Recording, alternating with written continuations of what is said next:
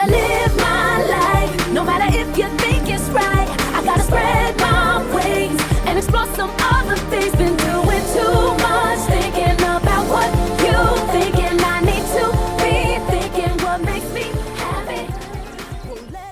Good morning, Earthlings. This is Miss B, your friendly alien.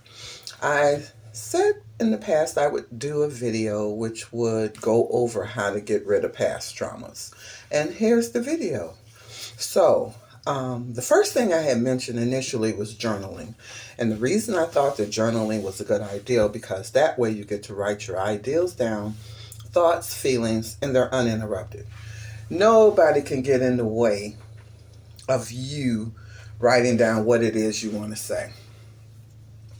You get to write it down, make sure you didn't miss anything, add, take away, and then once you're finished and satisfied, you can now go over it and see, what role did I play? What role did they play? Could I have done something different?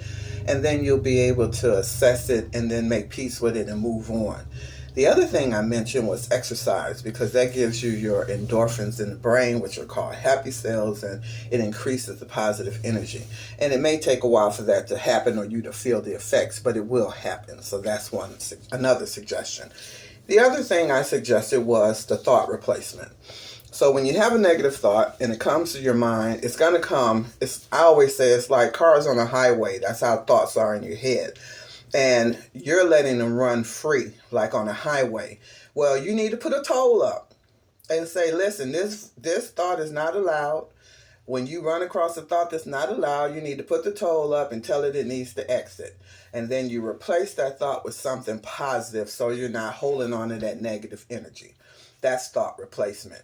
I always use when Jehovah's Witnesses or the Mormons come to your house on Saturday and you're not in the mood and you know they're at the door and you run and hide. Well, you got to do that to the negative thoughts that come in your mind. Instead of hiding from them, you need to shoo them away and tell them they're no longer welcome. So the other thing is forgiveness. Forgiveness of yourself and forgiveness of others. Those are two different things, but equally important. You got to forgive yourself for whatever mistakes you made, because basically we come here with no instructions and we're all learning as we go along. So give yourself some grace on that.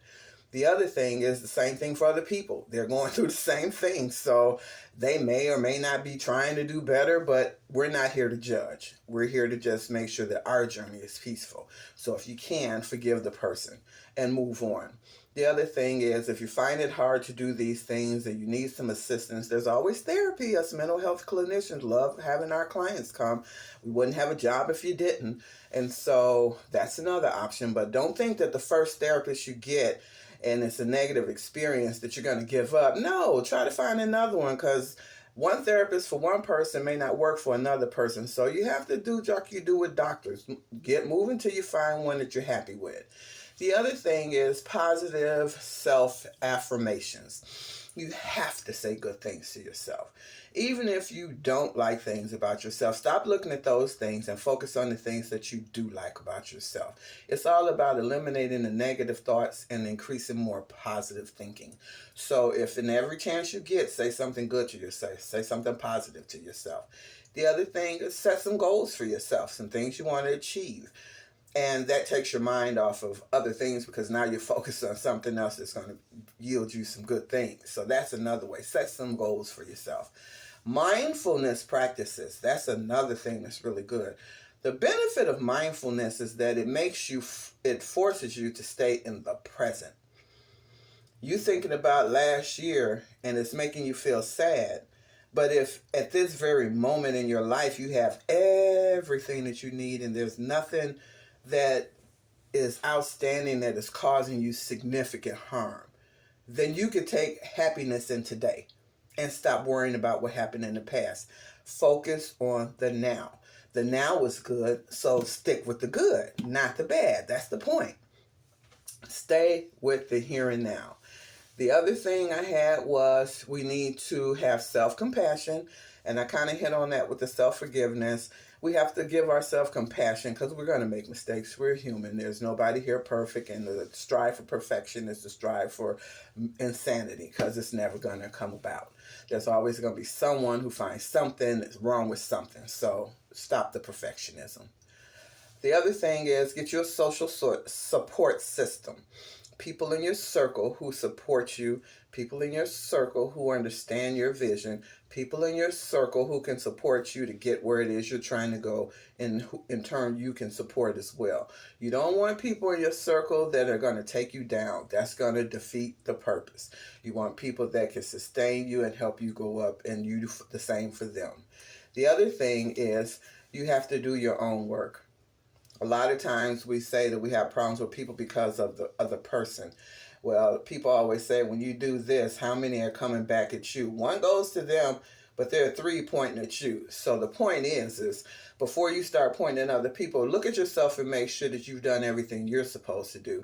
And if you've done everything you're supposed to do, and the person's not willing to do their part, then you got a choice to make. And sometimes you have to leave people. Season, reason, lifetime. The other thing is you have to allow your negative feelings to be released. You cannot hold them in. If you hold them in, it causes disease. Trust me. There's a book called The Body Keeps the Score. The Body Keeps the Score. Look it up. You cannot harbor ill feelings and negative energy in the body and not have any negative consequences. So you must allow them to release. Once they're released, don't hold on to them. The other thing, if a person apologizes, accept it and move on. Accept it and move on. And then there's the other thing you do, meditation and visualization for what it is you want in your life. And the last thing I'm going to talk about is radical acceptance.